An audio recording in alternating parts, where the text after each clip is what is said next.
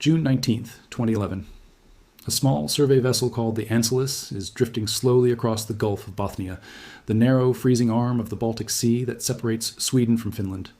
On board is a team of Swedish treasure hunters led by two men, Peter Lindberg and Dennis Asberg. They are not looking for anything strange that day. They are looking for shipwrecks, the same thing they have spent their entire careers chasing. Then the sonar screen changes. A shape appears on the seabed, roughly 90 meters down, that neither of them has ever seen before in decades of scanning this water. It is almost perfectly circular. It has a raised rim and what looks like a flattened top. Behind it trails a long, flattened track across the mud, nearly 300 meters, as if something enormous had either been dragged into place or had slid to a stop right there. For a moment, nobody on that boat says a word. Someone finally asks if the sonar is malfunctioning. It is not. The image holds steady, pass after pass, exactly the same shape every single time. 15 years later, some of the questions that started on that boat still do not have final answers. And the man who found it is only now speaking about it in the kind of detail he avoided for most of the years in between, careful for a long time about which parts of the story he shared publicly and which parts he kept to himself, and to a small circle of people who were there with him that day. Before this moment, Peter Lindberg and Dennis Asberg were already well known in Scandinavian diving circles, though not for anything supernatural. In 1997, their team located the wreck of the schooner Jönköping, sunk by a German U-boat in 1916, and pulled up thousands of bottles of vintage Heidsieck champagne from its hold, bottles that had spent 80 years resting undisturbed in cold, dark water. Those bottles sold for staggering sums at international auction, some going for thousands of dollars apiece to collectors who wanted a taste of history literally bottled at the bottom of the sea. That success is what funded their company, OceanX, and it is what sent them back out into the Baltic year after year, hunting for the next great find. The Baltic Sea is uniquely suited to this kind of work, and this is not exaggeration for the sake of a good story. It is simple chemistry. Its water has very low salinity compared to open ocean, its temperatures stay close to freezing at depth year-round, and the wood-boring organisms that normally destroy sunken hulls and rigging within a few decades in warmer seas barely survive here at all. Shipwrecks that would have rotted into unrecognizable debris centuries ago in the Atlantic or the Mediterranean are found astonishingly intact in the Baltic mud. Masts still standing, rigging still in place, sometimes centuries after they went down. The object on the sonar screen was roughly 60 meters across, close to the length of a large commercial aircraft. Its outline had a symmetry that immediately struck the crew as unusual, an evenness that natural rock formations scattered across that seabed simply did not share. Behind it stretched that long trailing mark, later measured at close to 300 meters, smooth and consistent along its length in a way that made several crew members think of a runway or a skid mark rather than ordinary seabed clutter. Some of the crew, only half joking, compared the shape to the Millennium Falcon from Star Wars, a comparison that stuck so firmly it would later travel around the world once the sonar image leaked to the press the following year. Lindberg has said publicly more than once that his first instinct was to stay skeptical.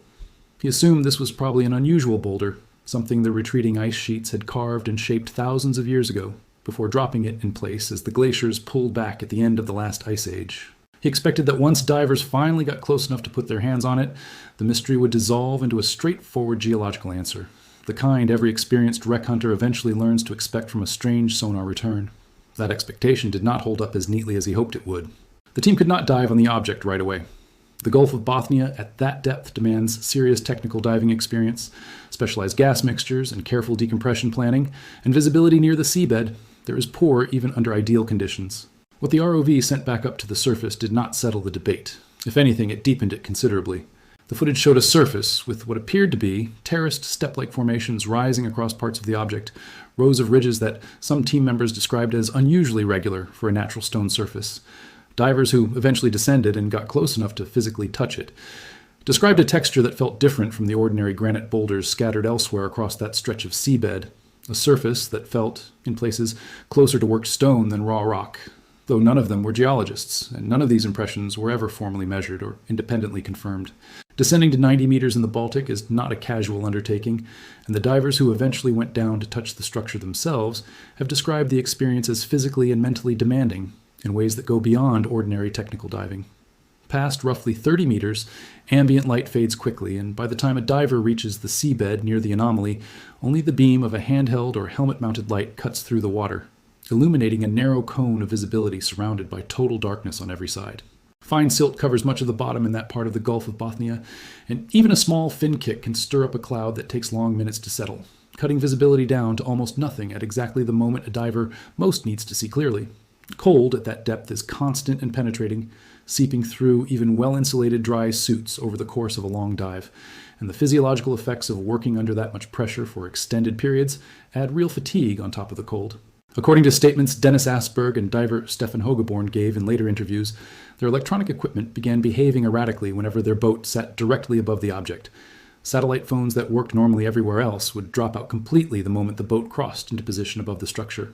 Cameras reportedly returned distorted, static-filled footage or simply froze and stopped responding altogether. Once the boat moved roughly 200 meters away from the site, the crew said, every piece of equipment came back to life on its own without anyone touching it. This is one of the most repeated details of the entire story, and also one of the most contested.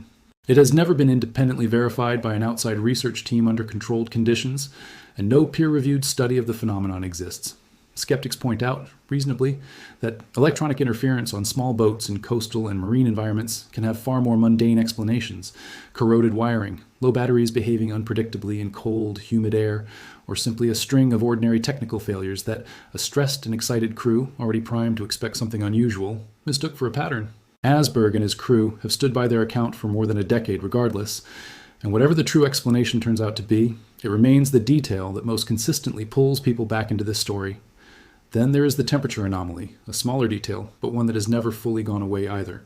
Stefan Hogeborn reported that at the depth where the structure sits, roughly 40 meters and below, Baltic water in that region typically holds fairly steady at around 4 degrees Celsius. Near the object itself, his thermometer reportedly read close to freezing and by some accounts slightly below the freezing point of ordinary seawater. Hogeborn himself has said he initially assumed his equipment was simply malfunctioning, since seawater behaving that way at that pressure and salinity would be genuinely unusual and difficult to explain through normal means. Like the electronic interference, this reading has never been independently confirmed by a separate team with calibrated instruments. But it became one more small, strange data point that kept the story circulating online long after the first viral sonar image had faded from the news cycle. The most concrete piece of the entire investigation came when the team finally brought physical rock samples up from the site and its surrounding seabed for proper laboratory analysis. This is where the story splits sharply between the sensational claims that spread fastest across tabloid coverage and the far more measured, careful conclusions reached by the geologists who actually examined the material firsthand. Volker Bruckert, an associate professor of geology at Stockholm University, analyzed the stone samples recovered from the site and found that the overwhelming bulk of them were granite, gneiss, and sandstone, ordinary rock types common across the glacially scoured seabed of the entire northern Baltic basin. Among the samples was also a single piece of basaltic, or volcanic, rock, which Bruckert noted was somewhat out of place for that particular stretch of seafloor, since there is no active or historic volcanic activity anywhere nearby, but not unheard of, since glaciers are well documented to carry rock fragments over enormous distances before dropping them far from their original point of origin. His conclusion, given to Leaf Science in August of 2012, was direct and has been quoted widely ever since. Because the whole northern Baltic region has been so heavily shaped by glacial thawing processes over thousands of years, both the feature itself and the rock samples recovered from it were most likely formed in connection with that same glacial and post-glacial activity, quite possibly transported to their current position by the ice sheets themselves.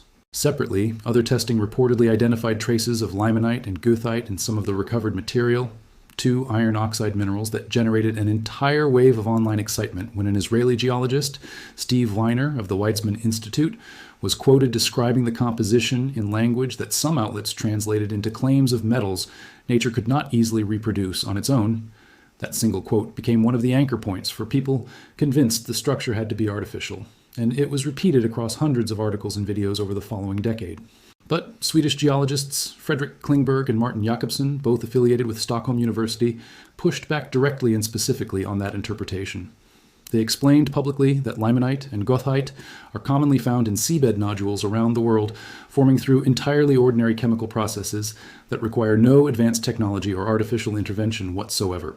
It is worth being precise here because this detail matters. Klingberg and Jakobsen were working from samples of the surrounding seafloor and nearby loose material, not from a confirmed core sample cut directly out of the anomaly's main body, because no such verified core sample has ever been successfully extracted from the structure itself. That single gap, the fact that nobody has ever drilled directly into the heart of the object and settled the material question with total certainty, is arguably the reason this debate never fully closed the way the early debunking headlines suggested it had. The Baltic Sea has always had a reputation for holding onto its secrets. This is the same body of water where, in 1956, salvagers located the Vasa, a Swedish warship that sank on its maiden voyage in 1628 and was later raised almost entirely intact after more than 3 centuries underwater, its carved wooden decorations still recognizable. It is also the sea where a sister ship, the Mars, a massive 16th century warship, was eventually found resting on the bottom in similarly remarkable condition.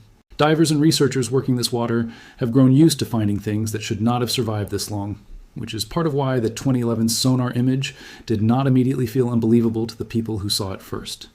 In a sea already known for preserving the past in near-perfect detail, one more strange shape on the seabed did not initially seem impossible.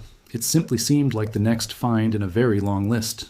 Some commentators, once the story spread internationally, drew comparisons to the Yonaguni Monument off the coast of Japan, an underwater rock formation with strikingly angular terraced features that has divided archaeologists for decades over whether it was carved by human hands or shaped entirely by natural fracturing and erosion. That debate has never been resolved either, and pointing to it did not settle anything about the Baltic structure, but it did give people already inclined to see an artificial shape in the Baltic sonar image a familiar reference point to hold on to. Another edge case where geology and archaeology still cannot fully agree. Once the story reached the British tabloid press in the summer of 2012, it exploded far beyond anything Lindberg or Asberg had ever anticipated when they first spotted that shape on their sonar screen. Headlines across the world speculated wildly about crashed spacecraft, sunken cities, and secret military installations hidden beneath one of the busiest waterways in Europe. 2 competing theories in particular took hold of the public imagination and have never entirely disappeared. The first held that the structure might be a leftover piece of Nazi-era military technology, perhaps some kind of anti-submarine device built to disrupt Allied vessels during the Second World War, since the Baltic Sea was a heavily contested and fiercely fought-over corridor throughout that entire conflict. The second, considerably more dramatic theory, proposed that the object could be physical evidence of an ancient civilization, built at a time when large portions of the Baltic Basin were still dry land rather than open seafloor, before rising water at the end of the last ice age gradually submerged the entire region over thousands of years. Both theories remain firmly in the realm of speculation. Neither has ever been supported by peer-reviewed evidence of any kind, and mainstream geologists have consistently pointed toward a far less exotic explanation instead, that the formation is most likely a drumlin, a streamlined ridge of glacial, till-shaped and compacted beneath a moving ice sheet during the final stages of the last glaciation, roughly 10 to 11,000 years ago, with the long trailing mark behind it representing the natural elongated tail, typical of exactly that kind of glacial formation. Similar shapes appear scattered elsewhere across detailed bathymetric maps of the Gulf of Bothnia, though rarely, if ever, with edges quite this pronounced or shape quite this symmetrical. What makes the story genuinely harder to simply file away as fully solved is the presence of official interest that followed directly on the heels of the 2012 expedition. According to Asberg, during that return trip to the exact site, several NATO vessels were observed operating in the immediate vicinity of the Ocean X team for an extended period, an unusual amount of naval attention for a small civilian survey boat working in international waters. The team was later required to hand over collected data and physical samples to the Swedish military, and both Asberg and members of his crew were formally interviewed by senior military officers about what exactly they had found and where. Whether this reflected genuine institutional concern about the nature of the object itself, standard routine monitoring of a strategically sensitive waterway sitting directly between Sweden and Finland, or simple bureaucratic procedure for any civilian expedition operating near contested maritime borders, has never been made entirely clear to the public. Asberg has described the experience as distinctly unsettling at the time, and it fed directly into a broader sense, expressed repeatedly by both him and Lindberg in interviews given over the following decade, that pursuing this particular discovery ended up costing them far more in time, money, and credibility than either of them had ever expected when they first set out searching for old shipwrecks. Not every expert who weighed in was willing to declare the matter closed the way the tabloid retractions suggested. Goran Ekberg, a maritime archaeologist connected to the Maritime Museum in Stockholm, was asked directly whether a natural origin for the structure could be entirely ruled out, and rather than dismissing the question outright, he gave a far more careful answer, acknowledging that certainty either way was difficult without a proper core sample from the object itself. That kind of measured caution rarely made it into headlines built around words like alien and secret, but it reflected something closer to the actual state of expert opinion at the time, cautious, leaning toward a natural explanation, but stopping short of claiming total, unqualified certainty. That cost became one of the most consistent threads running through everything that followed. Almost as quickly as international headlines had turned the anomaly into a viral global sensation, those same headlines turned sharply against it. The moment Bruchert's careful geological analysis came back identifying ordinary granite, gneiss, and sandstone rather than anything exotic, much of the mainstream press coverage pivoted hard in the opposite direction, framing the entire discovery as fully debunked and closed for good. For Lindberg and Asberg, that abrupt reversal proved deeply frustrating. Not necessarily because either man insisted publicly that the object had to be artificial, but because they felt the case was being closed in the court of public opinion before anyone had actually confirmed what truly lay at the structure's core. No verified sample had ever been taken from directly inside the object itself, only from its surface and from the loose material scattered around it on the seabed. To Asberg, treating that as a complete and final debunking always felt premature, and he has said so in nearly every interview he has given since. Funding dried up almost as fast as the headlines themselves had appeared and then faded. Deep technical dives at roughly 90 meters, requiring a remotely operated vehicle, specialized gas mixtures, and a full trained support crew on standby, are extraordinarily expensive to organize and run for even a single day, let alone a sustained expedition. Sponsors who had shown early enthusiastic interest largely stepped back once the story cooled in the mainstream press and became publicly associated, fairly or not, with UFO tabloid coverage and internet speculation rather than serious science. For years afterward, Lindberg and Asberg were simply unable to secure the funding required to mount another full expedition back to the exact site, one equipped with the kind of precise core sampling drill capable of finally settling the material question once and for all. That persistent gap between what the team genuinely wanted to prove and what they were financially able to actually pursue is, by Asberg's own repeated account, the single most frustrating part of this entire 15-year saga, in many ways more frustrating even than the original mystery itself. So where does that leave the Baltic Sea Anomaly today, more than a decade after that first sonar image flickered across the screen of the Enceladus back in June of 2011? The scientific consensus has not meaningfully shifted in the years since. The overwhelming majority of geologists who have carefully examined the available evidence continue to describe the object as a natural glacial formation, most likely a drumlin left behind by the retreating ice sheets that once buried this entire region under kilometers of ice. The rock samples recovered so far remain fully consistent with that explanation, and nothing brought up from the site has ever definitively proven otherwise. At the same time, a handful of genuinely open questions remain. No confirmed core sample has ever been drilled directly from the structure's interior. The reported electronic interference and the unusual temperature readings near the site have never once been tested under fully controlled, independently verified scientific conditions, and the object's unusually smooth, terraced surface, while plausibly explained by natural fracturing and glacial scouring processes, still strikes many people who study the sonar and ROV footage as strange enough to deserve one more careful, rigorous look before the file is closed for good. Dennis Asberg, for his part, has never claimed publicly to have all the answers. And in his more recent interviews, he's been noticeably careful not to overstate what the evidence actually shows. What he has said, consistently and without wavering, is that he does not believe the story genuinely ended with Bruchert's 2012 report, and that a fully funded, scientifically rigorous return expedition, one finally capable of extracting a verified core sample from deep inside the structure itself, could close the loop conclusively, one way or the other, for the very first time. He has also spoken more than once about how strange it feels to have spent over a decade being simultaneously dismissed as a fantasist chasing UFOs and treated with a level of official caution that seemed disproportionate for a supposedly ordinary boulder. That contradiction, being told the object is nothing while also being questioned by military officers about exactly what he found, is part of why Asberg has never fully let the story go, even during the long stretches when funding made any further diving impossible. Less than 5% of the world's oceans have ever been thoroughly and properly explored, and the floor of the Baltic Sea, despite sitting directly between some of the most densely populated and technologically developed countries in Europe, still holds terrain that has never been mapped in real detail. That fact alone is worth sitting with for a moment. An entire sea, bordered by 9 nations, crossed daily by ferries and cargo ships and fishing boats, still contains stretches of seabed that no human being has ever properly examined up close. The Baltic anomaly did not need to be an alien spacecraft or the remnant of a forgotten civilization to matter. It mattered simply because it revealed, in a single grainy sonar image, how thin our actual knowledge of the seafloor really is, even in a body of water this small, this shallow, and this thoroughly surrounded by modern civilization. Whether the anomaly ultimately turns out to be nothing more than an unusually shaped glacial boulder, or whether some remaining detail about it still eludes a fully satisfying explanation even after 15 years of debate, The story itself has quietly become less about spaceships and lost civilizations and more about something far quieter and, in its own way, just as compelling. It is a story about how much of the world lying directly beneath us remains genuinely unknown, and about how difficult it still is, even now, deep into the 21st century, to find and fund the kind of careful, patient, unglamorous science required to finally answer, with total certainty, what is really resting down there in the dark. Dennis Asberg is still waiting for that chance. Whether he ever gets it may end up being the real final chapter of this story, not the sonar image, not the tabloid headlines, and not the theories, but simply whether anyone is ever willing to pay for one last, careful, properly documented look at the thing his team found in the dark back in the summer of 2011.